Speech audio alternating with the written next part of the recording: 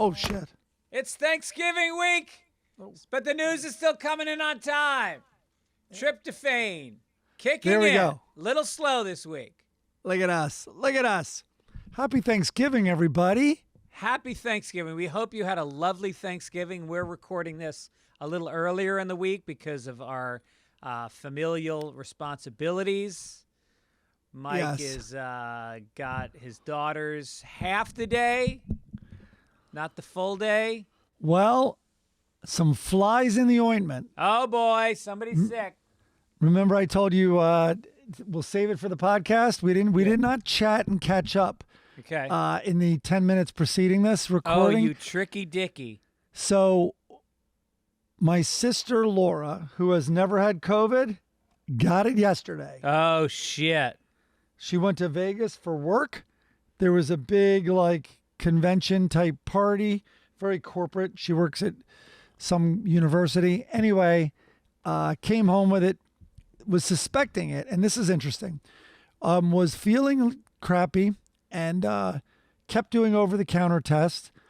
Because of work, did a PCR test. So she did a PCR. Today's Wednesday. She did a PCR test Monday morning. Tuesday night, she did the at-home test. At-home test, negative. Wednesday comes, whatever it is. Tuesday comes. The next day comes the PCR, which she had taken 12 hours earlier before the negative, was positive. Wow. So the New York PCR, Times, you can only really trust the PCRs. Those other ones are very faulty. Well, the New York Times now is talking about, well, we're going to do one of the stories. Also, China shutting things down. Yeah. Down. I heard NPR said this one's something like over 1,000 times more contagious than the previous. Oh, and the new booster will do, I think I have this right, almost nothing to protect you against the new strain, except once you have it. Then it'll mitigate the experience. The infection. Damn. So I'm going to be getting it. I'm going on the road next week. I'm going to be picking this shit up. I'm wondering if you're going to get it over the holiday. Oh, so hold on. So now the girls are now the whole family is how do we do it? Right? Because we were going to have it at Laura's. We might still go over there. She's up in the bedroom, but they have more outdoor areas. So we're trying to figure it all out. Then the girls, as you said, split Thanksgiving with me and my ex. They're going to have it at my ex's sister's house. She has COVID. Your ex's sister has COVID. Kathy has COVID. Wow. And so she can't be around the dad because the dad, he's lives in bad with her. shape. I just saw a picture of him on Instagram. Who lives with her. Yeah, Wow. Sadly, his health is in decline. And, listen, our only concern about all this is my mom basically has no immune system. She's on the whatever treatment she's on after chemo. She's still on that. My father-in-law, my ex-father-in-law, my father outlaw, I guess you would say, he is compromised. So it's this big dance with the older members of our family. Maybe you should just have it at your house.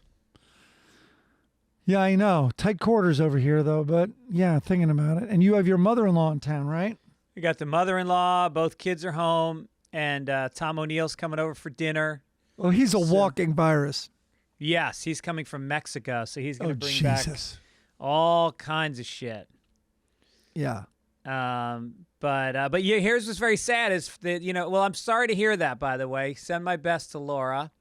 And I hope it doesn't spread around the family. That sounds like a fucking minefield. Totally is. Usually the Thanksgiving is my favorite day of the year. I throw the big Thanksgiving soccer game at 10 o'clock in the morning. We get 40 or 50 people playing soccer at once. It's like Braveheart, and kids get run over. There's some British people. They have no qualms about kicking a soccer ball into a small child's face. It's hilarious. And then we all go home and have dinner, and then we meet at the beach at 7. You've never done this, have you, in all these years? I have. Of course, I've done it multiple times. All right. And I've then done soccer. I've done the beach more than soccer, but I've done both. We go screaming into the ocean at around 8 o'clock at night, and then we go to one person's house where they have a big spiked punch, and people bring dessert, and we stay all night. And no, I don't think any of that's happening this year. Everybody's out of town. I don't know if this is the end of a tradition that's gone on for 15 years. Well, the family that hosted desserts, I think, is gone for good. They're in Vermont. The Dunskys are in Vermont. They're going to come back this year for a couple weeks. But, like, originally they went to Vermont for 3 months. They bought a house up there. They're going to use it as a vacation house. Never came back. That was 2 years ago. Yeah. Yeah. Good for them. I know. I got to visit them. I got to They're get both up there. from the Northeast. It makes a lot of sense, I think. Yeah. So anyway, that's it. I know. So everyone, I hope everyone out there can be as healthy as you can. I think a mask will help against the flu as well. So, and don't be anti-mask. Just think of it as doctors and the medical professionals do, who have worn it for decades, and just try to reduce the spread of viruses. Yep. Get your booster And we'll shots. talk about that because there's a three. We're being attacked by 3 viruses currently. So one of the stories is about that. So we'll get to that. Shout out to Ryan P. for this week's song. Dynamite Very cool. song. Very cool. The logo, Thank you, Ryan. Butch Cassidy and the Sundance Kid. Look at us. I don't know who did that. Shit, I forgot to write it down. I'll get to it next week. So you look pretty good, and you got some good face structure there. Well, I think Doing I'm your the best Robert, Paul Newman. I think I'm the Robert Redford, and you're the Paul Newman. No, are you insane? Oh yeah, you're right. You're right. Look at me. I look like I have Trump's hair, which Yeah. is Robert Redford's hair coming out Yeah. because my face is not exactly fitting. Okay. You've got a gay gun to your head. You have to have sex with one of them. Is it Robert Redford or is it Paul Newman in their prime? I don't know if this is the correct way to answer it, but can I do both? Are you kidding me? A three-way with think- those guys? Imagine that, your first gay experience, and it's a three-way? I mean, I Jesus. think Paul Newman is just insanely hot, but also like kind of unique. And then Redford, they're both a little short for my liking, but and then Redford is just classic. Classically You know? handsome. Yeah. What I want to do is show my daughters. I'm like, you don't understand how charismatic, like how he popped off the screen. Yeah. There's a scene in The Way We Were where he's drunk at the bar, asleep in uniform, and it's ridiculous. The camera just loves that dude. Yeah. Right. It's unbelievable. I think I'm a Redford guy. I think Paul Newman is too manly for me. Redford's a little softer. Interesting. Okay. And I think we could discuss what just happened afterwards easier. I don't think I could look Paul Newman in the eye after doing gay things. Well, you'd have to hatch a plan that Joanne Woodward can't find out about this shenanigan, this Yeah. dalliance. Yeah. Anyway, if people have not seen Butch Cassidy and the Sundance Kid, Top it is 5 movies so, of all time. It is so much fun. The soundtrack is great. It's what's his name? I don't even. The famous score guy, Sergio. Sergio Leone shot No, it, right? Marconi? Yeah, Marconi. Right. All right, I'm going to take your word for it, just like I took your word for it with drinking the Kool-Aid. But Yeah, we're gonna are get we to sure that Marconi now. did it? Also, in an odd way, there's a little. I don't know what you'd call it in a movie. It's not a time filler, but Paul Newman rides around playfully on a bicycle in the wild, wild west, and they play "Raindrops Keep Falling on My Head." I think. By Burt Bacharach. I guess I'm going to take your word for that too. Yes, Burt Bacharach. Yeah. Burt Bacharach. That was a theme song to the movie. I don't know if Burt Bacharach did the whole score for the whole movie, but he did that song. Right. Speaking of corrections, well, first of all, I want to mention we are not the only ones that misspeak on podcasts. And your girl, the woman you love, the Duchess of Sussex. Who? What's her name? The one. Oh, who married, Meghan Markle? Meghan Markle has a podcast that's called Archetypes.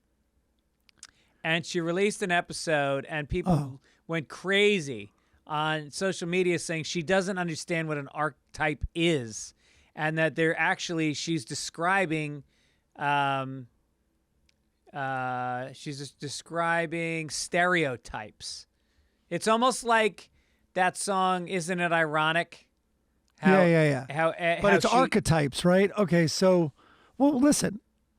Did she graduate 8th grade? She went to the very fancy schools. Are you kidding me? What do you mean? Meghan Markle? Wasn't she a child actor?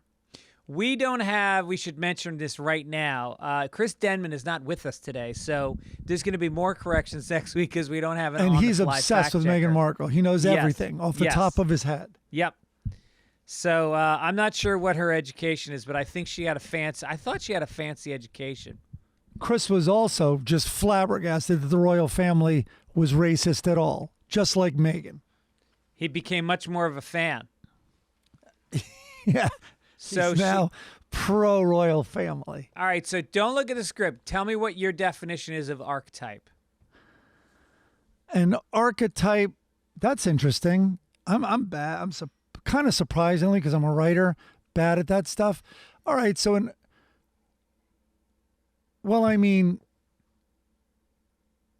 it's a type, and it's probably the prevailing characteristic of someone, like a villain there's an archetype. Jesus Am I close? I know I'm close. Now, it's defined as a typical example of something or the original model of something from which others are copied. There's, I think prevailing kind of summed that up nicely. Okay. It often refers to a classic character from old stories or myths that have been passed down over the years. Examples. Oh, you mean like a villain? A hero, a villain, or a lover? Yes. I got closer than you're giving me credit. All right. So she apparently is just, she's bitching about people. And anyway, shout out to Meghan. Does she talk about what her own archetype, what she is, which is Gold digger? A rat, a snitch, a rat, a traitor, someone who can't commit? Right. Also an idiot? How would you compare her and Lady Di?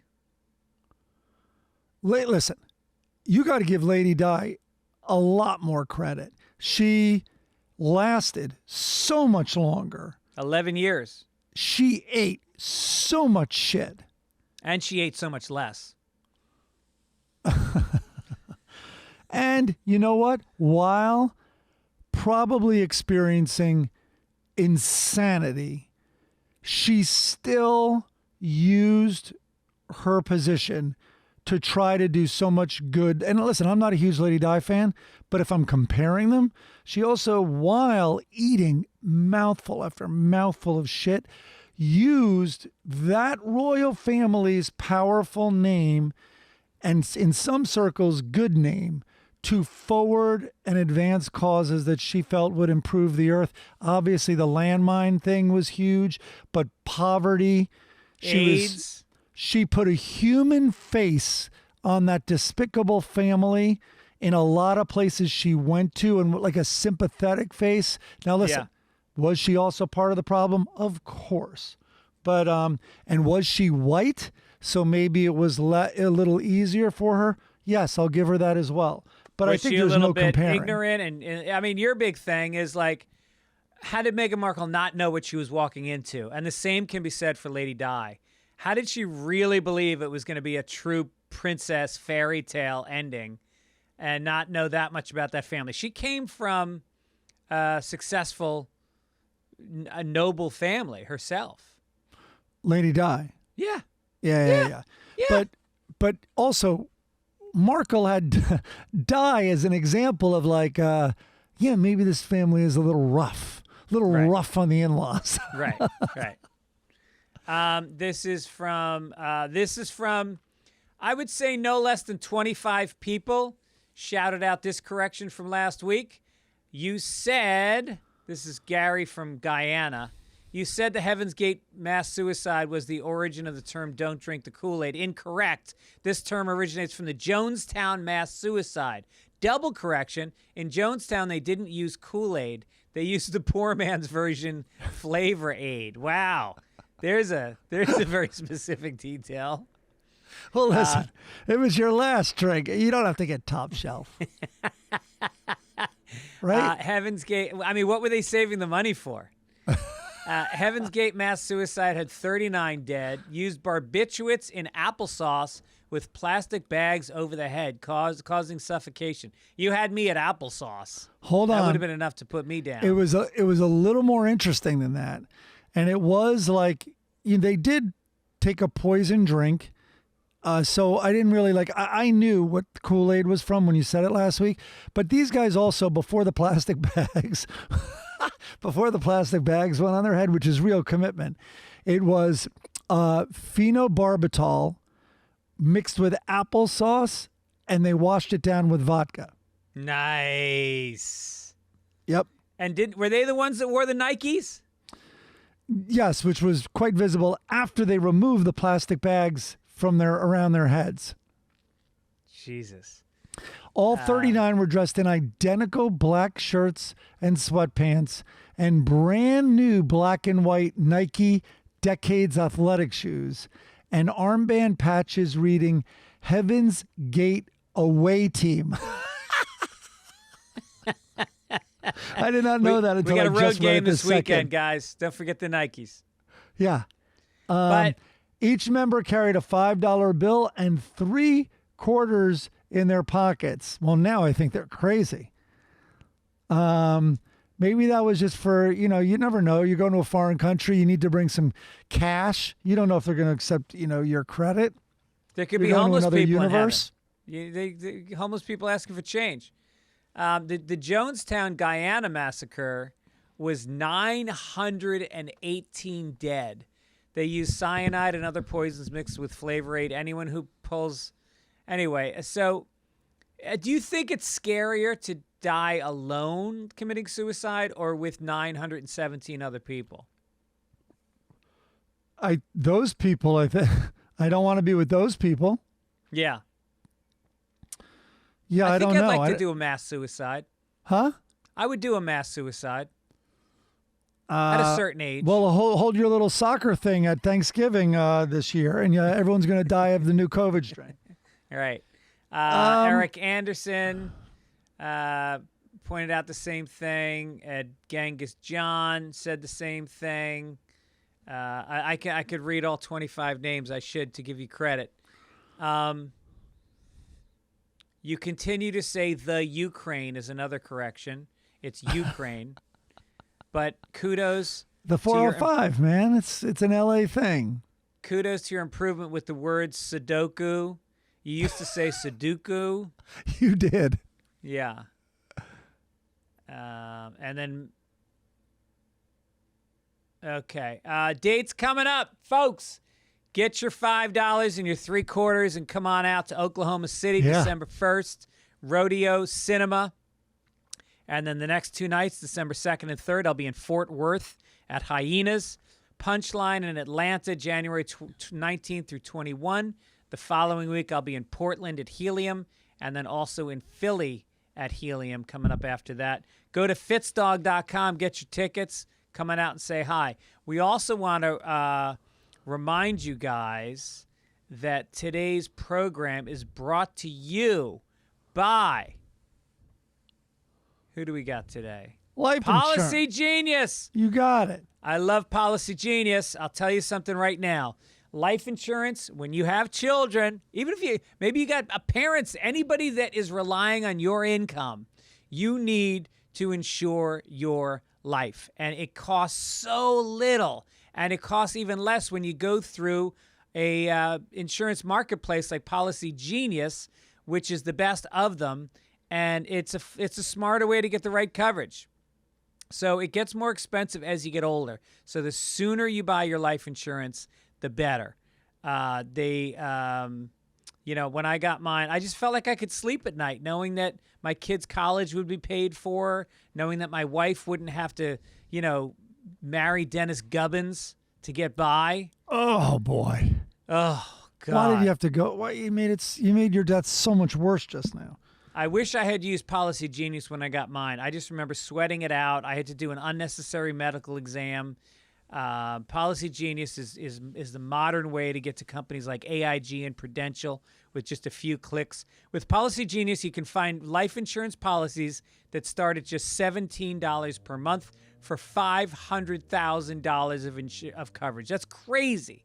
Licensed agents that help you find the best way. They're not incentivized to recommend one insurer over the other. No added fees. Thousands of 5-star reviews on Google and Trustpilot. Your loved ones deserve a financial safety net. You deserve a smarter way to find it and buy it.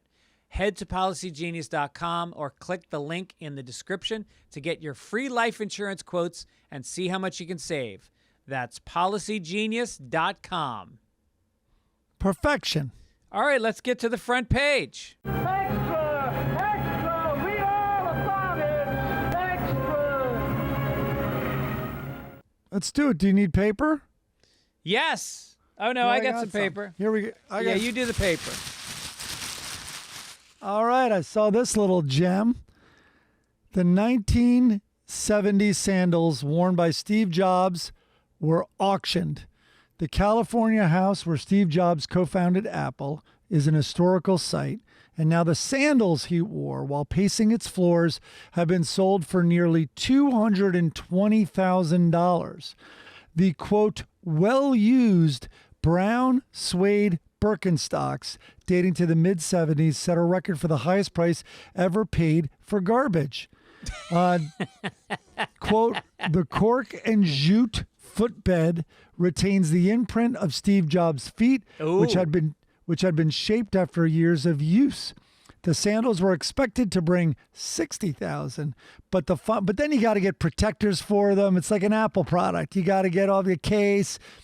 They were expected to bring $60,000, but the final sale price with an accompanying NFT was $218,750. The buyer was not named.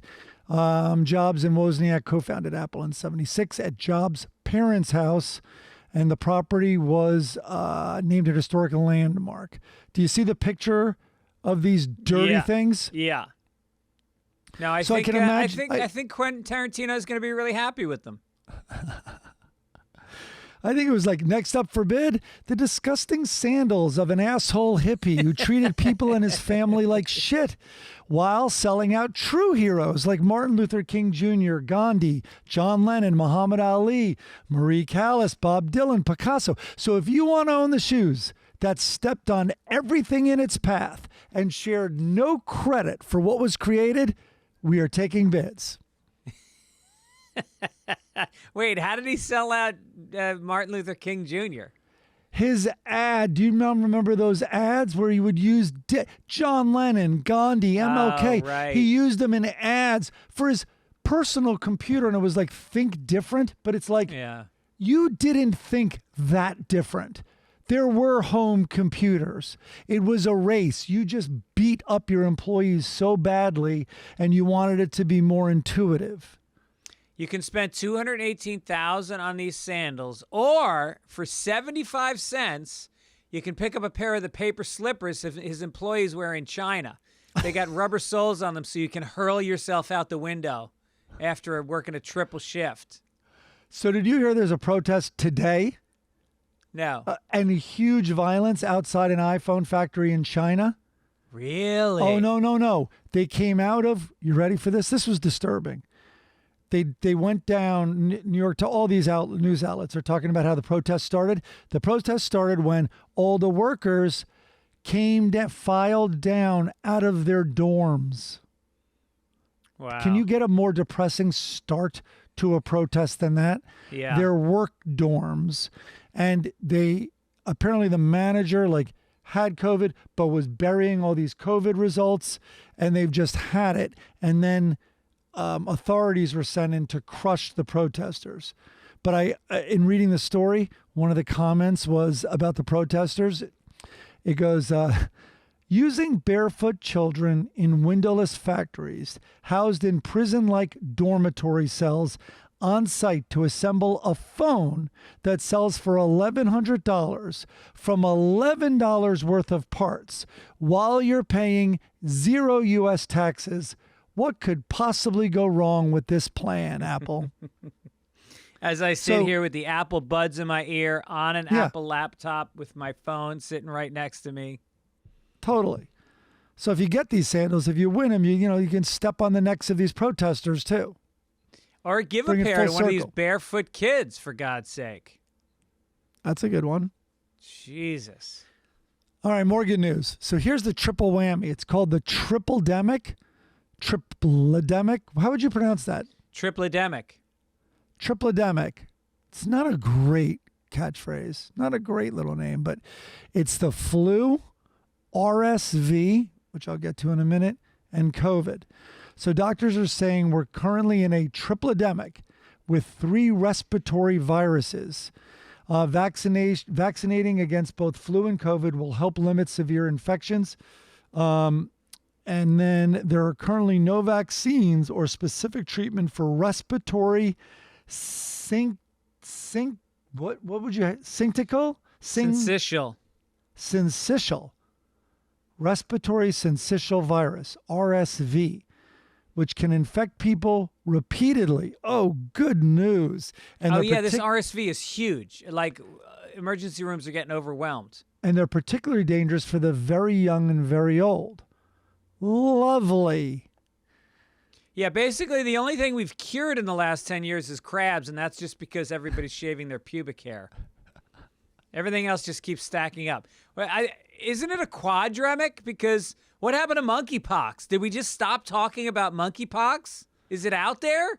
I think we very effectively limited those to gay cruise ships. Oh, No. Sweet. I do not want to perpetuate that rumor. It's more than a gay disease. But the male gay sexual behavior, let's just say monkeypox was a fan. I believe it's about exchanging fluids. So why do they talk so much about gays? I don't know. I mean, everybody exchanges fluids, right? The gays don't even kiss when they're doing it. I'm guessing. I guess you can peck the guy on the back of the head. Next story. Uh-oh. Who got in trouble here? Who was Simon & Schuster? A machine actually, quote, hand-signed copies of Bob Dylan's book, which were then sold because of the signature for $600. That's criminal. Eagle-eyed Bob Dylan fans who shelled out $600 for a limited edition, hand-signed copy of the singer's book noticed that the signatures were suspiciously identical.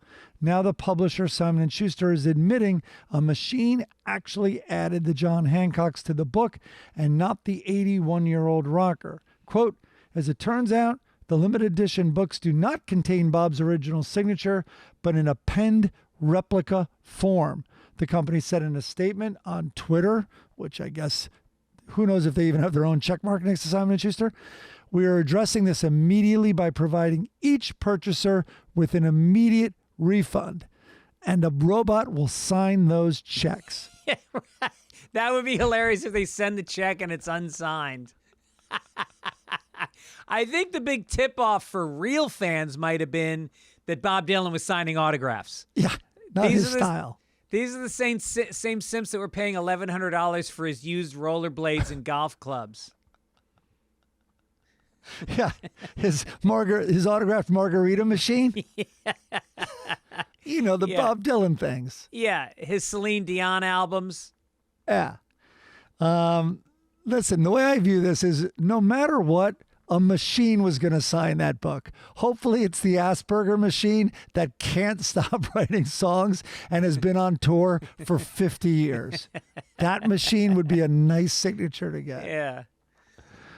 You know what? I missed that Bob Dylan radio hour. That thing was so good. Is there a place you can listen to the old ones? I think so. No, I know so. It might be on the podcast. network. It might be on podcast because it was XM, right? I think it was XM. Yeah, it was originally on Sirius XM. The Bob Dylan. I think it was called the Theme Time Radio Hour. No, it was called the Theme Time Radio Hour, and I think we've talked about it before. Even if you're not a Bob Dylan fan, he is so goddamn funny. And they would pick a theme like rain, and every song in some way was related to rain. And he goes, at one point, he's like, so people think we're going to run out of themes. Like, how many themes can you possibly have? He's like, I don't think we're going to run out of themes. And to prove it, today's theme is Joe.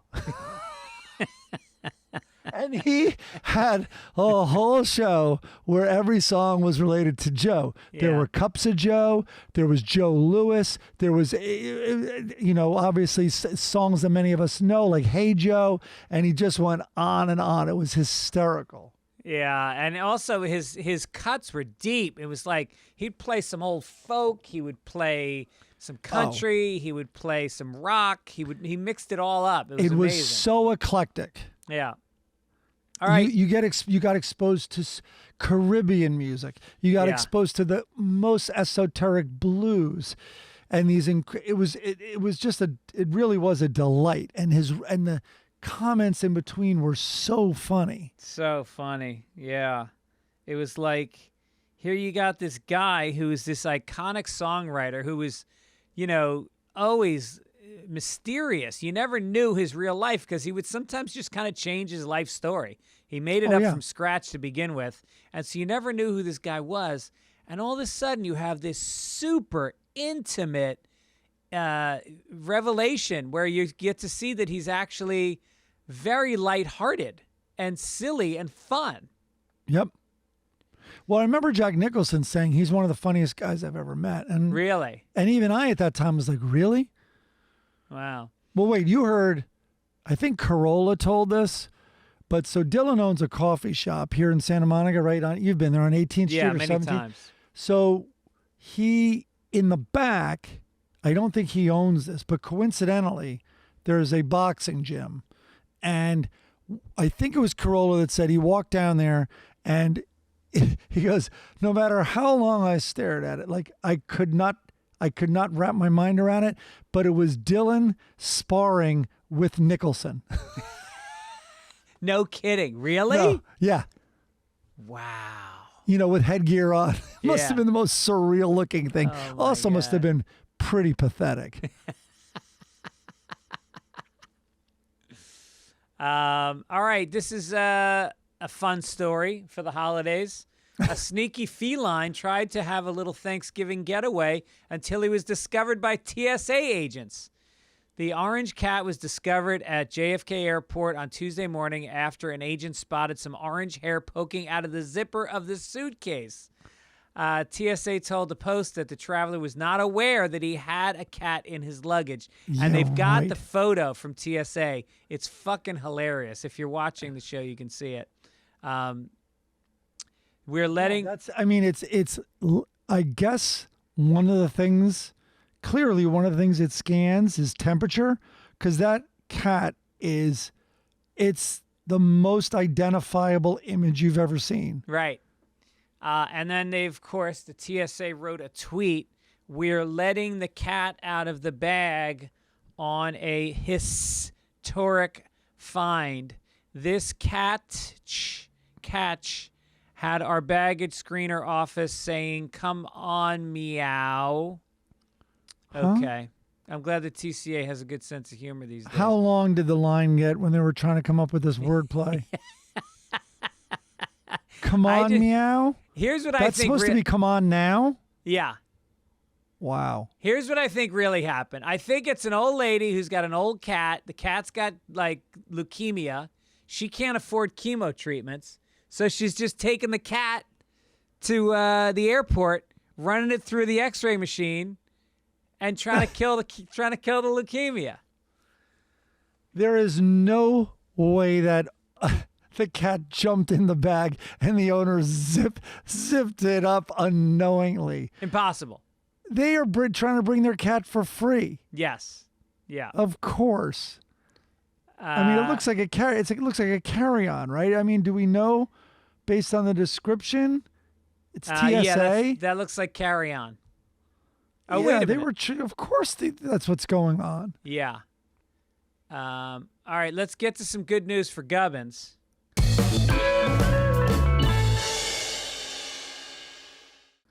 All right, here a little.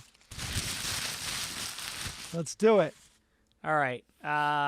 We all went over to Gibbons' house a couple days ago to watch the U.S. play the World Cup soccer, and he was not happy with I would our say company. it wasn't totally fun. It was not fun because he is so fucking competitive. He played soccer at a very low level. I think as a peewee, was it? I don't know. He's a great athlete, so who knows?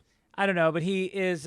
He gets so between bong hits, he's screaming at the TV, and God forbid you bring up another subject like, "Hey, yeah, my mom's coming to town for Thanksgiving." Shut. What the fuck? And Okay, so let me save you a part of his tirade once he hears this. He does not do bong hits. I learned that recently. Oh, right. What was he smoking? A pipe? Probably. Yeah, I guess he had a pipe. And then, so then the game ends, and we went to the backyard and we played this game, which is like, it's like lawn bowling, but the pins have numbers on them. It doesn't matter what the game is, but the point is, he said, all right, here's how we're going to play. If you miss the pins entirely 3 times, you're out of the game, and you become the scorekeeper for the rest of the game. And Gibbons is a stickler for rules, and he gets furious when you try to work around them. Yes. Like if your toe was just over the crack you're supposed to throw from behind, he would lose his shit. He called 8 foot faults. Yes. And then he gets 3 strikes. He misses 3 times. He's out of the game. So like 1 turn later, he's like, "Oh, I got a new rule. After everybody's gone twice, then you're allowed back in again." It's like, are you 7 years old? For the record, I won both games. You did win both games. You kind of are. You're good at stupid things. Thank you. I think that's why you picked up golf so easily. It's just a stupid sport. And podcast. And podcasts. And then he texts Gibbons. Here's a second Gibbons thing. He texts me in all caps that Atlanta, that hey dummy, the new season is all set in Amsterdam. He sends us corrections every week. And it's like, no, Gibbons, you're watching last season. No, you fired back. This whole episode took place in a mall. Yeah, where they were running into their exes. And he's like, oh, I guess I'm watching last season. Yep. Unbelievable. Toby wrote in, just started listening to this week's Sunday Papers. Don't bring Gibbons on. The genius of the segment is that we have no idea who he is. Love the podcast. Well, sorry, Gibbons. Well, we're envious of Toby. Let's hit the entertainment section. You got it.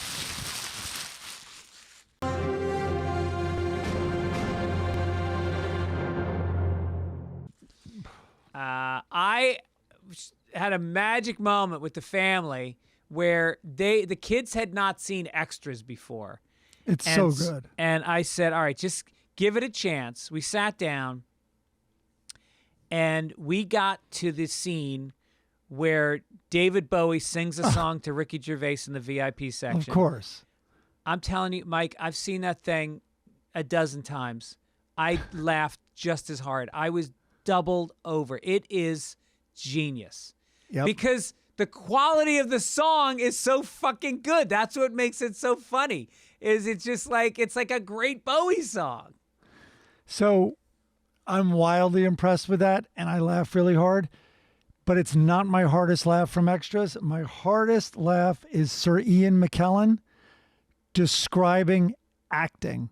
Ian McKellen is kind of running this play, and they're having auditions, and Gervais comes in to audition, and he goes, "So have you done a play before?" And so they start talking, and then Sir Ian McKellen, breaks down what acting is, and it's so funny. You just have to. It's on YouTube. It's amazing. And then the one with Kate Winslet is amazing, where she talks about what it takes to win an Oscar, that you have to either be mentally handicapped or it has to do with the Holocaust, which is she's only doing this movie because it's about the Holocaust. Okay, and then did you read how prescient it was, how ahead of its time? She then did win an Oscar for being in a Holocaust movie in real life after that. No shit. Yep. Oh, that's amazing. Remember, wasn't she having an affair with a kid or whatever? Yeah. Like it was, I forget the movie, but I did see it. The movie was a great movie. Yeah. Yeah. And then I went down the rabbit hole the last couple days of listening to John Denver, who, I mean, look, if you grew up in the 70s, you listened to a lot of John Denver. And in my mind, it was corny music. Of course. I never really gave it much of a thought. When it comes on the radio, I kind of changed the channel. But then I started listening to it, and I realized this guy's a fucking genius. He gets so made fun of. Like, I remember Attell had a joke. His joke was a John Denver tape cost 99 cents. A blank tape cost $2. He could double his money if he just shut the fuck up. That's a great joke. That's fantastic. But I mean, Annie's song, just listen to, I mean, how did I not use that as my marriage song? If you're getting married, listen to Annie's song and think about using that for your, Wait, which one is Annie's song? I can't sing. All right, what do you so want me to sing? this is what I know is when he died, he was one of those guys who became a pilot. And I guess, I don't know what happened to his equipment, but he died in a plane crash, I believe alone. And sorry about my voice. And so, I probably have COVID. So when he died, I remember listening to Howard Stern. And Howard Stern, I think, had a similar view to us that, you know, he's maybe a little hokey, you know, and a little broad and for the masses. And he is all that. But he goes, I remember him like, they played a song, and maybe it was Annie's song, and he just like, say, and this is when Stern, I think, was in his bad marriage, which we did not know was bad. But then later he revealed like he would just go home and go in the basement and be alone and like listen to music and stuff. Anyway, he played some Denver song and just goes, listen, say what you will about this guy, but he was in love when he wrote this song. Like you can feel it. Yeah. And he just gave him a nice bit of credit when he did it. Come, let me love you. Let me give my life to you. That's what it was. Let me drown in your laughter. Let me die in your arms. Come, let me lay love you. Yeah. It's like soaring. It's a soaring song. Yeah, it's soaring and it's beautiful. That's the one he played. You fill up my senses like a night in a forest, like the mountains in springtime, like a walk in the rain. I mean, his lyrics are gorgeous. And imagine giving that to Elton John. But so I started reading his But then again, no. His Wikipedia page where they talk about what an he was a peace activist. He lived in Colorado. He was, and he says his first marriage was to Annie Martell from St. Peter, Minnesota. She was the subject of his song, Annie's Song, which he composed in 10 minutes as he sat on a Colorado ski lift. The Denvers adopted a boy, Zachary John, and a girl, Anna Kate, who Denver said were, quote, meant to be theirs. Denver once said... That's why they named them after themselves. Okay. He said, I'll tell you the best thing about me. I'm some guy's dad. I'm some little gal's dad. When I die, Zachary John and Ann Kate's father, boy, that's enough for me to be remembered by. Denver and Martell divorced in 1982. In a 1983 interview shown in the documentary John Denver Country Boy, Denver said that career demands drove them apart. Martell said they were too young and immature to deal with Denver's sudden success. And then this lands. Following the property settlement, Denver nearly choked Martell. He cut their marital bed in half with a chainsaw. Say what you will about John Denver, but that guy fell out of love when he did that chainsaw to the bed. You fill up my senses. He's a country boy. Chainsaw in the bedroom.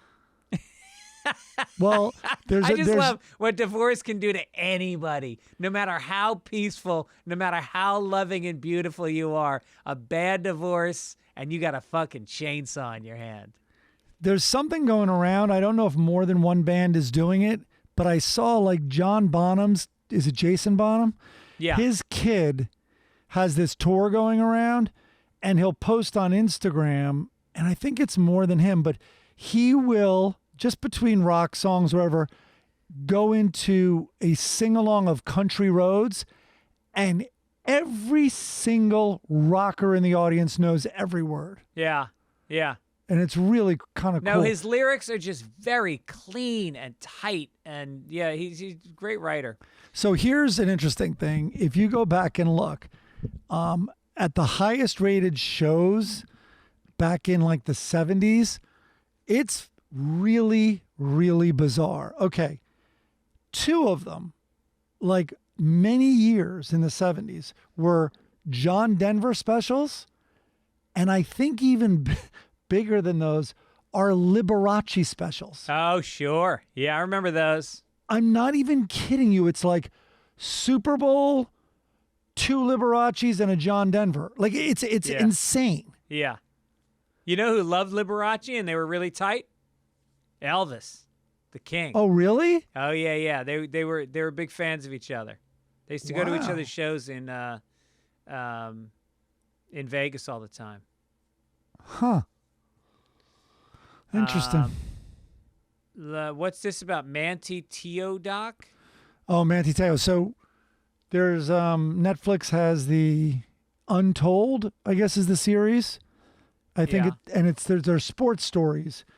And my sister recommended, like, Sophie's home and we wanted to watch something, and I had never seen that. And I heard a lot of people say when you see it, you definitely learn, to look at it, his story differently. This is the Notre Dame player with the made-up girlfriend. Right. But he had been catfished before, the documentary Catfish, which led to the series Catfish. And it's interesting, but I'll tell you what, man, it's 2 parts. He then gets ruined during the draft. Everyone picked him, even with the controversy, everyone picked him to go first round, and he didn't.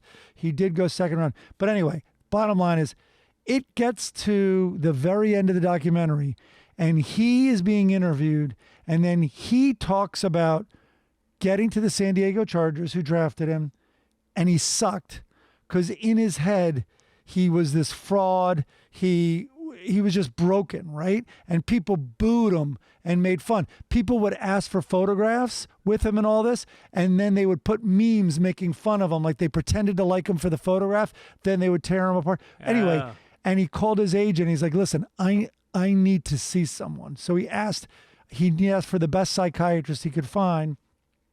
He talks about what the psychiatrist said to him, and then he then goes on this like kind of speech, kind of rant about what turned around and then his attitude and why he would go out and do it. It is so inspiring. It was so moving out of nowhere. And it's worth it just for that. Well, yeah, no, I've heard great things about it. I want to see that, and the Formula One documentary is supposed to be really good. I think you would relate to it because you're a public figure, and I'm sure you get comments that hate you and whatever it is. I am telling you, man, just watch it. You can kind of fast forward. Like, it's definitely didn't deserve 2 episodes, but make it to that speech he gives at the end. Yeah. All right. Comedian Chris Rock is currently on the road performing his latest stand-up routines for fans. One of the stops at the Dolby Theater. A return to the Hollywood house for the Brooklyn funny man is a return to the place where one of the most embarrassing moments of his life took place, which, of course, was the Academy Awards last year. The comedian jumped right into it and brought up the infamous smack he suffered at the hands of Will Smith. He joked, quote, "People were like, did it hurt? You're like, God damn right it hurt. Will Smith is significantly bigger than me. I am not the same size, okay? This motherfucker played Ali. I played Pookie from New Jack City." People say, why the fuck did you do nothing back? Because I got parents. Because I was raised, You know what my parents taught me? Don't fight in front of white people. No, I'm not a victim. Rock said he would never play a victim on stage or in real life. He also said he would never host the Oscars again, saying returning would be like asking Nicole Brown Smith to go back to the restaurant where she left her eyeglass before she was murdered. Oh, so OJ smacked Nicole so hard it severed her spinal cord? Her head almost knocked the head off of the waiter standing next to her. That's how hard he smacked her. Keep your glasses off your fucking eyes. Wait, that's really funny. Is that yours about what Chris should do? Yes. I think Chris Rock, if he had any brains at all, should acquire the rights and produce G.I. Jane 2, and then not even give Jada Pinkett Smith an audition for it. Or make her an offer she just can't refuse. Yeah. Everyone would see this movie. Who would not see G.I. Jane 2? And you get Chris comes in, and you get a guy just like Will Smith, and Chris smacks the shit out of him in the movie. Maybe there's a guy who just constantly screams, "Get my wife's name out your mouth." Some unhinged, crazy person in the movie. Yeah. I think that Will Smith needs to talk to Mel Gibson about making a comeback, because I just saw, guess how many films Mel Gibson did this year? Oh, it's a crazy number. 7. 7 movies in 1 year. He's back, baby. So all those people that are saying that the Jews run Hollywood, Kanye, maybe not. Yeah, no doubt. I saw him, I don't know when, I guess it was in the spring. I think it was during the Netflix festival. Chappelle did the Hollywood Bowl, and he was a surprise guest. And Chuck Sklar, actually, our good friend who always writes for Chris, he gave me the heads up. He's like, "You should go to the Bowl tonight." And I'm like, "Oh, I saw Chappelle like 4 days ago at the Bowl." He's like, No. Rock's going up tonight." So I was like, holy shit. So I just went alone, and I told that story on the podcast. And but what was so cool was it had just happened, and this was his first kind of public appearance. And when he walked out, I think even like Chappelle or someone goes, "Ladies and gentlemen," and then didn't say anything. And then you see Chris Rock walk out with this very, very distant spotlight, on him, real stark spotlight. And the place went crazy. And what you were seeing, which was really cool, was everyone going crazy for a man who showed restraint. Yeah. I mean, that's what it was. He hadn't said a word yet. He did not say a word about what happened in the press. And I don't know, it was like a little, hopeful. Yeah. I mean, obviously there were like-minded people there. We're all fans of Chappelle, and that's why we're there. And we're fans of comedy, and we can take a joke. But I don't know, it was really nice to see, someone who didn't hit back, right. Even verbally, just thunderous, like so much louder than the ovation Chappelle got. And I know it was a surprise. That was part of it. But it was really impressive. And it was an ovation slightly smaller than the one Chappelle got the next night when his bodyguards beat the fuck out of a guy who rushed the stage. No, that was the same night. Oh, it was the same night. Yeah. It was unbelievable. I wonder which... I think the crowd was a little more whipped up when the guy ran on stage than when Chris Rock came out. Yeah. I mean, they pummeled that guy in front of everybody. Yeah. No, and then Chappelle, I told you, Chappelle that night goes, "How bad an MFer do you have to be for Jon Stewart to stump your ass?"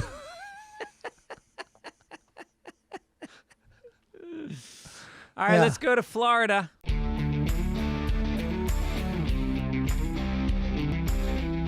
You got it. Okay. Make America Florida. Palm Coast, Florida. An 89-year-old man wants change in his Palm Coast neighborhood after he was attacked by 2 wild hogs while taking his dog out for a walk. Now, at this point in the story, I paused. And I'm like, I hope by wild hogs he doesn't mean minorities, because it was a picture of this 89-year-old white guy. So it's kind of fun to keep that in mind as you read it. David Reisman tells Fox 35 the animals launched at him on his front porch at 8:30 p.m. Quote, the first one jumped on me. The second grabbed our little dog Riley, he said. Reisman said he was able to fight back with his flashlight before his wife ran outside and scared the animals away. I started hitting this wild beast in the face several times, Reisman said. And anyway, they retreated and the guy lived. But wild hogs, I guess, have just completely plagued this community. And the community wants to put up fences and all that. Like, it's enough to have alligators down there. Now you have wild hogs. Well, plus they're on meth because it's Florida. So they're a little worked up. Because meth is just in the garbage. I like it. I like the idea of wild animals everywhere. I think it's a way to keep you in the moment. You know, you walk outside, you can't be checking your iPhone. You can't be daydreaming. You're present. You're looking for fucking wild boars. And I think that we should have that in every major city. We should release wild animals at dusk. And whatever your team's mascot is in that city, if you're the Detroit Lions, fucking lions get let loose.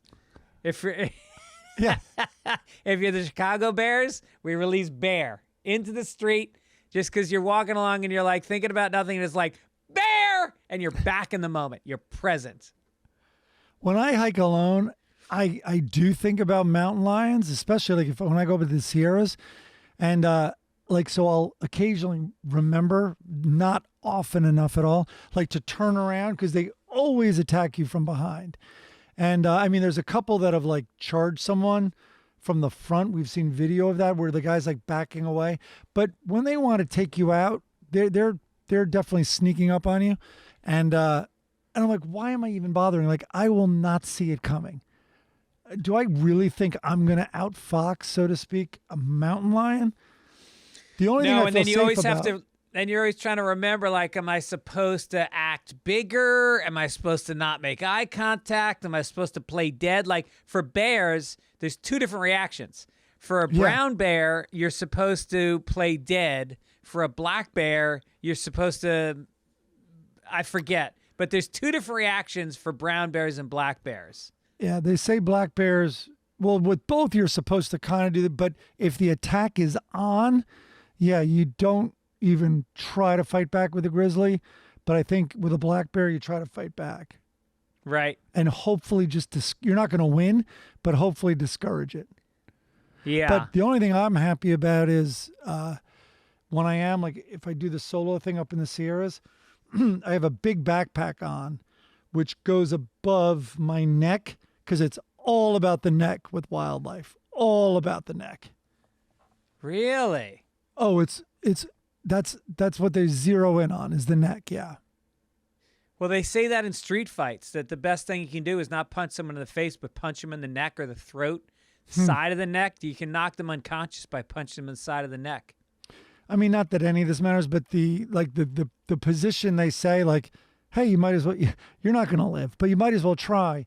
With the grizzly is face down and you clasp your hands together around your neck. Oh. As it chews everything else apart. I think I'm going to go balls. I think I'm going to put them over my balls. All right. All right, let's do a little sports. Sure.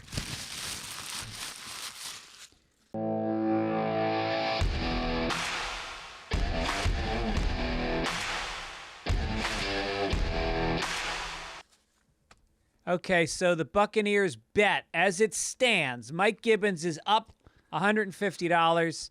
Last week was a bye. This week, in Cleveland, the Bucs are giving 3.5 points to the Browns. Okie doke.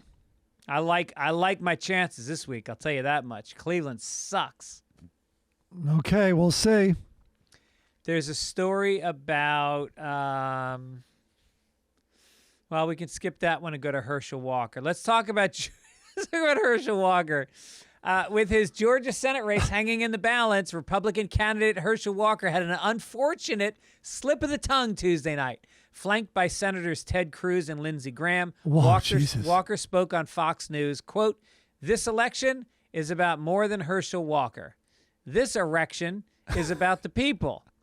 Neither Cruz nor Graham appeared to clock the gaffe, but the clip quickly went viral.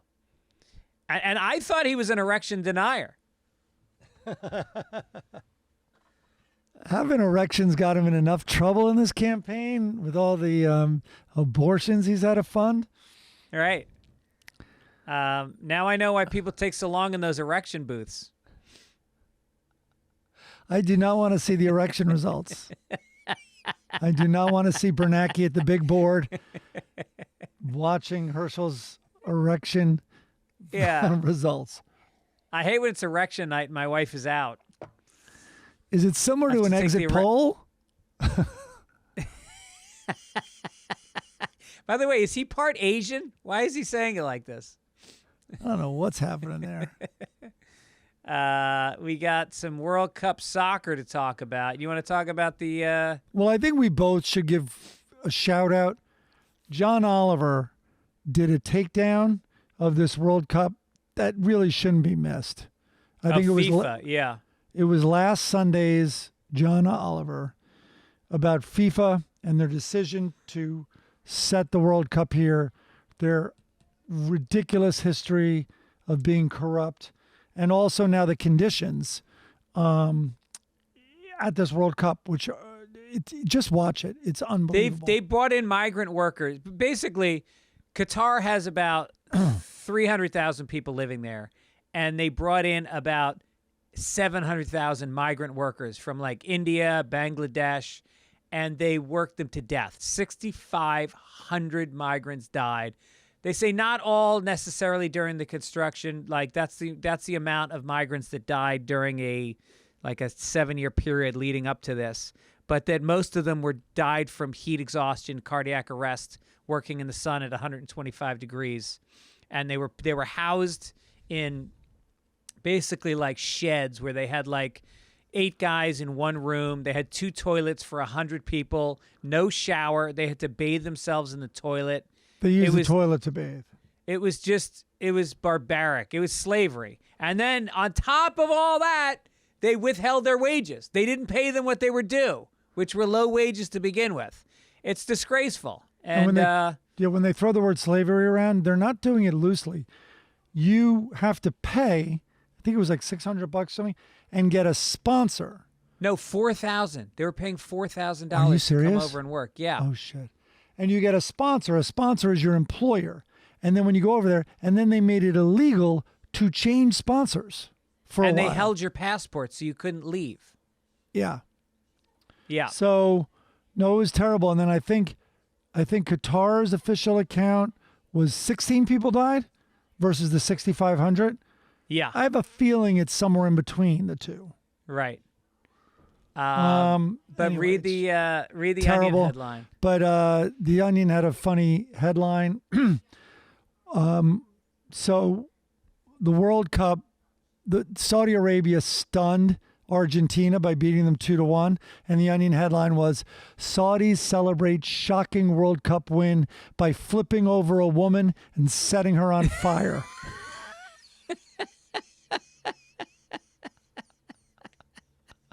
It's great. And then today, the New York Times did an article. So right before the tournament, they're like, oh, yeah, we're not going to serve alcohol. And everyone went ripshit. And so the New York Times today talked about how an American who had been doing business in the country, which is the size of Connecticut, had identified all the spots that serve alcohol. And so the British fans before England's match found this pub, and they showed the pub and all the singing. And then there was them all getting their buzz on before they went off to the match. And then the next match after England was going to be Wales. I guess it was the one we watched, Wales, America. And the Wales crew came in for their shift in the bar to pregame before their game. That's hilarious. Yeah. All right, let's get to some science and technology.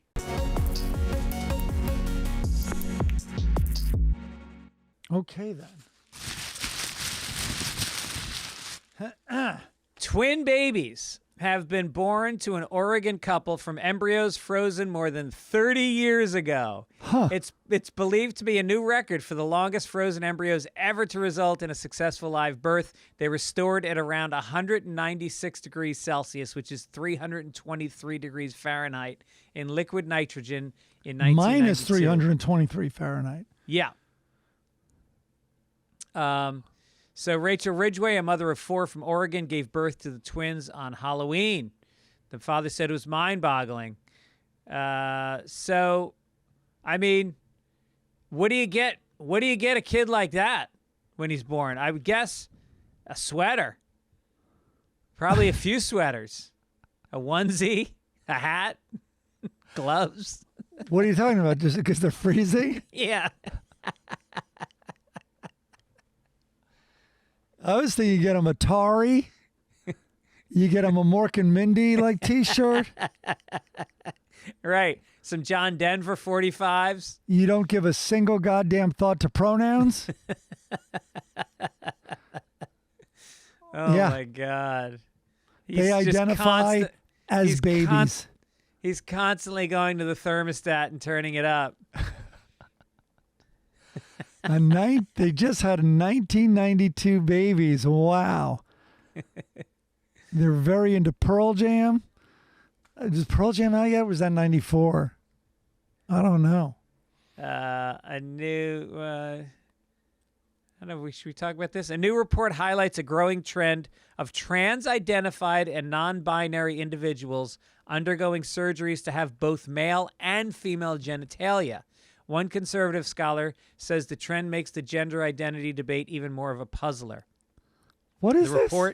The report published by Vice last Monday contains interviews with multiple people who call themselves Salmatians, a term for those seeking bigenital anatomy. Just when you thought we had enough fucking pronouns, the phrase is derived from the Greek myth of Salmacis and hermaphroditus, and the number of online trans communities using the term has grown. So I guess you can tell someone like that to go fuck themselves, and they go, all right, I'll be back in 15 minutes.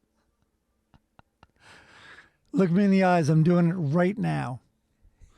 I mean, think about it's like Woody Allen's joke. He's like, I want to be bisexual because I want twice the odds of getting a date on Saturday night. Now you don't even need a date. That's fine. God bless them. If they feel they need it, fine. Yeah, sure. I guess. I don't know.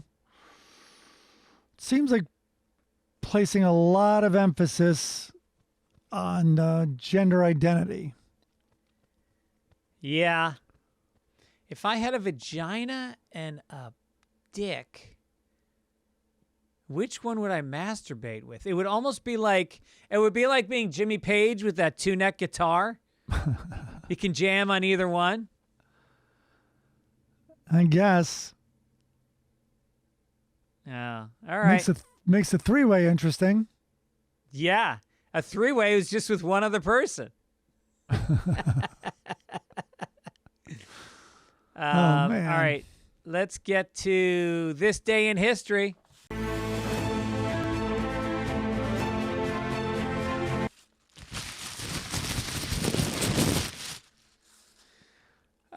November 27th, 2005, Aerosmith and 50 Cent headline a $10 million Bat Mitzvah. In exchange for a multi-million-dollar fee, Steven Tyler and Joe Perry of Aerosmith and rapper 50 Cent took the stage at the New York City's famous Rainbow Room in the early morning hours of November 27th to headline $10 million bar mitzvah for 13-year-old Elizabeth Brooks. She sounds like probably a very well-adjusted, down-to-earth person. What the hell? So I guess she didn't know. It was a surprise that they were going to perform. When a soprano sax player who looked suspiciously like Kenny G turned out, in fact, to be Kenny G, a bizarrely star-studded event was only getting started. In the hours preceding the appearance of Aerosmith and 50 Cent, former A-listers Don Henley, Stevie Nicks, and Tom Petty all graced the stage at the Rainbow Room, entertaining guests who had been given gift bags containing upwards of $1,000 in personal electronics, including digital cameras. And within days, the photos had appeared, whatever. The father spent $10 million celebrating his daughter's coming of age. Was defense contractor David H. Brooks. Oh, yeah, he's a real piece of shit. From Long Island. 2 years after the lavish event, Brooks was served with a 71-page federal indictment featuring charges of insider trading, tax evasion, and raiding his company's coffers for personal gain, included for the $10 million he used to pay for his daughter's bat mitzvah. He died in prison in 2016. And he had a funeral that cost upwards of $27. Well, it was nice that Springsteen served his papers when he was arrested. Yeah. I only went to one bat mitzvah in my life. It was Sue Gersoy, and it was in her basement. And I just remember, like, Tommy Bucci bought a joint. I guess you're only about 13 when it's your bat mitzvah. Tommy Bucci bought a joint, and it became like a big deal. Like, people found out about it. The parents found out about it. And we smoked it, and then they busted us. And I remember we were so fucking paranoid, and we got thrown out of the bat mitzvah. I like how 50 Cent was the only one so embarrassed he tried to prevent any of the photographs from being taken. Yeah. I love that. That's despicable. Yeah. Well, don't tell Kanye about this. I don't know. It's an open market. The entertainers did it. Sure. I mean, I think your values are very out of line if that's what how much money you're spending on something like that. No, the crazy ones are like Beyonce will go to the Middle East and perform for some king for like $3 million, some fucking dictator who has slaves, and she'll go perform. I shouldn't say Beyonce. There are certain famous performers that go over and do that shit. Right. All right, let's get to letters to the editor. Got a lot of mail from you guys this week. Thanks for reaching out. We love to hear from you. fitzdogradio@gmail.com for all your notes. Joanne said, so glad you're coming to Philly. See you there. I miss hearing my name on the show. Still have a crush on you two. Oh, Joanne. Joanne, it's been a while. Yeah. Miss her. I guess I'll see her in Philly. Who knows what that's... I don't know if I met her before. I think I met her in Philly once before. Berman says, your excellent Sunday podcast is getting better every week. You just saw Elton John. Magnificent. Still has the voice and is playing better than ever. So thus, it's time to get to the bottom of Mike's Taupin hate. I love Elton John. What is he talking about? Is that snizzle for real, or is Mike deep trolling us baby boomers? The John Taupin connection is amazing. Maybe you get your Couse neighbor to grill him, because I can't figure out if it's shtick or his actual point of view. Bonus points if you know the Sugar Bear story. What's the Sugar Bear story? Sugar Bear. I don't know what the Sugar Bear story is. That song is about cocaine use. Maybe. You almost had your hooks in me, did you, dear? You really had me roped and tied. Well, no, that was when Elton John was with his girlfriend, and he was going to marry her. I think. Oh, you think that's what the story is? No, I don't think that's what Sugar Bear is. Oh. I don't know what Sugar Bear is. I'm pretty sure it's who a knows? drug song. Did Taupin write the Sugar Bear story? Then I'm not interested. It's probably at a 4th grade level. This one comes from Joy.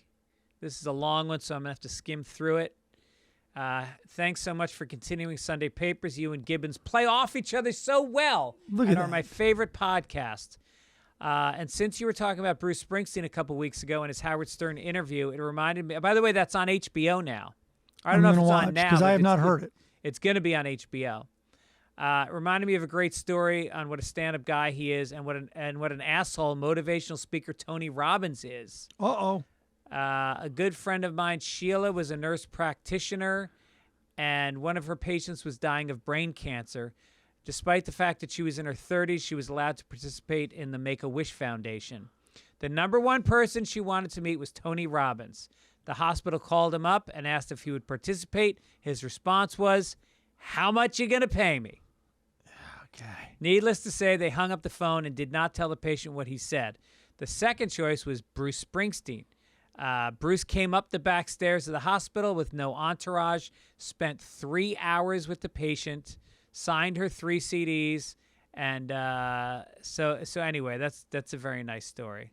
Those are great stories. Yeah.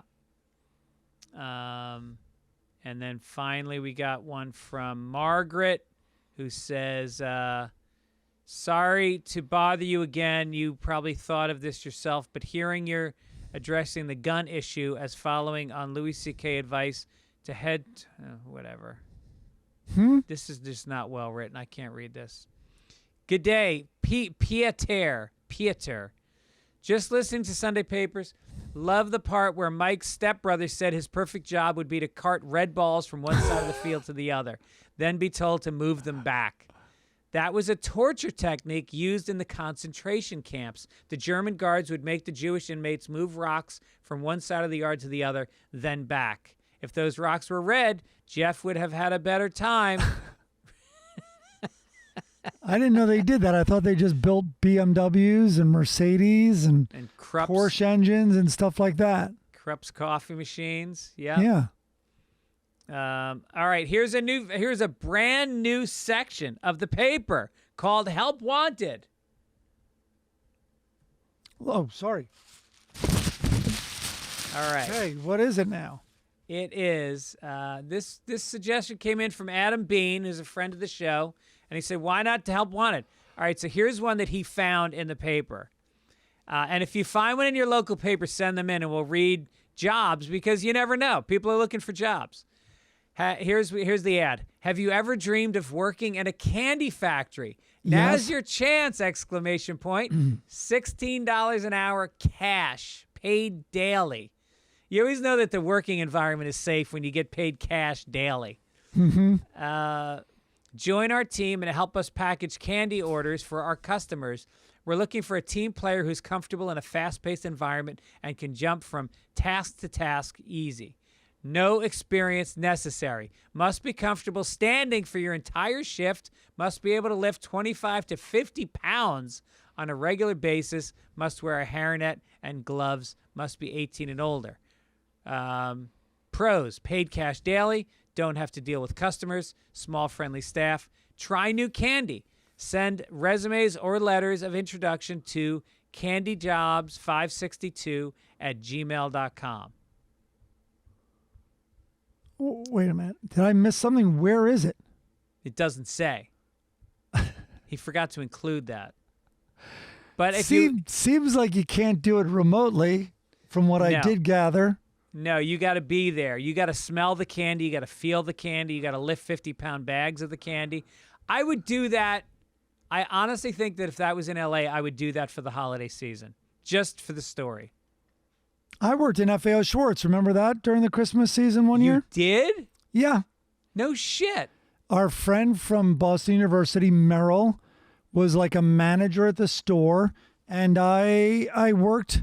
I remember I had a lot of fun doing it. Like the whole world was like coming there seemingly. Yeah. Christmas season. And at the time they had a department that sold, what were they called? The turtles, Donatello and Michelangelo. Yeah. What were they called?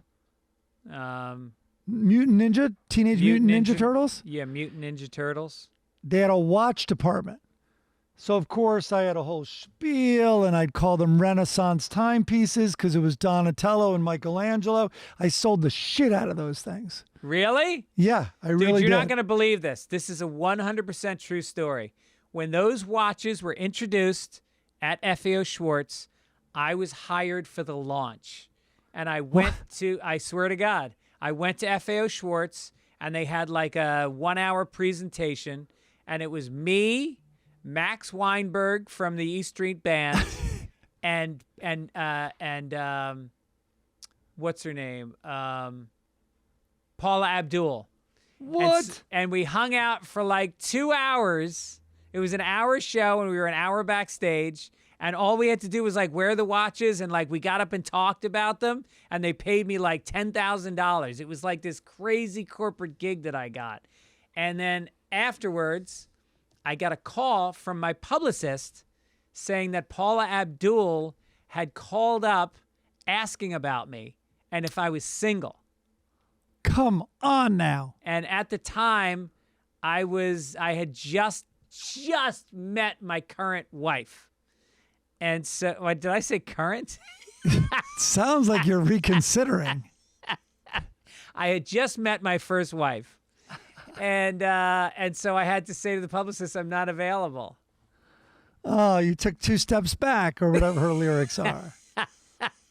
Oh, no. Yep. But this is back when Paula Abdul, like, she was out. She was out of the spotlight. She was like, nobody was talking about Paula Abdul in like, this was like, I would guess this was like 1994. Does that sound right? Probably, yeah. Yeah, absolutely. I was still living in New York. Yep. Those were the days. Early 90s for sure. We're not going to do obituaries this week because nobody died that we really felt strongly about. So, but we're still going to do the funnies. We're still going to cheer up with the funnies anyway. Let's do it. Okay. Starting off with the Lockhorns. We got Leroy is asleep on the couch. Loretta's talking to her friend, and she goes, once a week I draw a chalk outline around him. And then we got Hagar the Horrible. And Hagar is with Lucky at the bar, and there's 2 guys at the end of the bar that have been beaten up and down. A lot of bandages and black eyes and bruises. And Hagar goes, those guys made the wrong people angry. And then Lucky goes, they were the judges at the Miss Viking contest. So during the rape, they got beat up? I don't follow the logic here exactly. Yeah. It seems like the women in the pageant would look like that in medieval times, wouldn't they? I think you're right. Or dead. Or just dead. Yeah.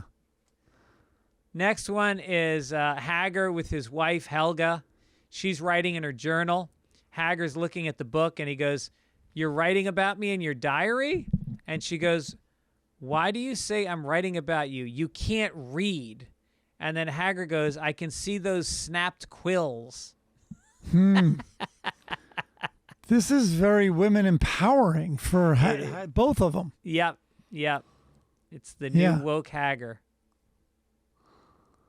Okay, we got a Far Side. I didn't put this one in, but somebody did. A reader sent this in. Thank you. From the Far Side. So you have a snake, an older big snake, talking to 3 little young snakes. And he goes, again, oh, all right. One warm summer evening, many years ago, I was basking on a stretch of Interstate 95, not far from here. Then you look at the big snake, and he has 2 tire prints that have squished his body thin as he's talking to the young snakes. So that's a pretty good one, but I mean, there's much better than that. Well, maybe you should find them then. I had one, and you know what you did this week. Blondie is at the front door. She gets a box, and she goes, Dagwood. First of all, let's break down the outfit. A raspberry sweater that is just making love to her bosoms. It's uplifting them to the sky. And the skirt is short. We can see the calves, and they are stunning. And she goes, Dagwood, did you order a new pillow? And he goes, oh, yes. He goes, I figured this nap this will be perfect for my nap after our Thanksgiving feast when the tryptophan hits. And then he lays down on the couch with his fucking goofy head on the pillow, and he goes, I'd better test it. They say success happens when preparation meets opportunity. And she goes, and his head meets the couch. Hey, Dagwood, how about taking that pillow and tucking it under the pelvis of that hot fucking blonde that's standing around the house doing nothing on a holiday day where the kids are not around? The things I would do with that pillow and Blondie, the pillow would be encrusted when I was done. The seams would be split. There would be blood on it. A little far. What is this, I went a Hager? little too far with that. Yeah. God, what a waste. What a waste of a man. Good Thanksgiving message to go out on. The only thing that saves me is that she doesn't seem to be aging. So I will find a way to get animated and get into this strip at some point. I don't care how long it takes. Maybe in the metaverse. Maybe you'll really feel it. Yes. We want to thank you guys for listening. Don't forget to support our sponsor, which today are the fine folks over at Policy Genius. You go to policygenius.com and get yourself a little policy. Also, we'll see you guys next week after the holiday. We hope you have a nice Thanksgiving. Yep. Yeah. Well, everyone had their Thanksgiving already. Oh, right. You had your Thanksgiving. Hope you had a nice one. Hope everyone's healthy. Hope you didn't get the grandparents sick. Hope you didn't give that whatever virus, RSV, to the kids. Yep. And World Cup, who knows? I guess America plays England Friday. So that already happened. Really? Yeah. Oh, we're going to get killed. Well, I'm not watching with Dennis, and he also made that clear. He said we're not invited back. No, he doesn't want to watch any more World Cups with us. I don't want to watch with him. Right. And I took his game to my house, so I don't even need to go over there for that. All right. Thanks to Midcoast Media. Thank Chris Denman, who was not here this week. He was glaring in his absence, and I expect a lot of corrections because he was not here to fact check. So we thank Beth and Key and John, and we will see you guys next week. Take it, Ish. Take it, Ish.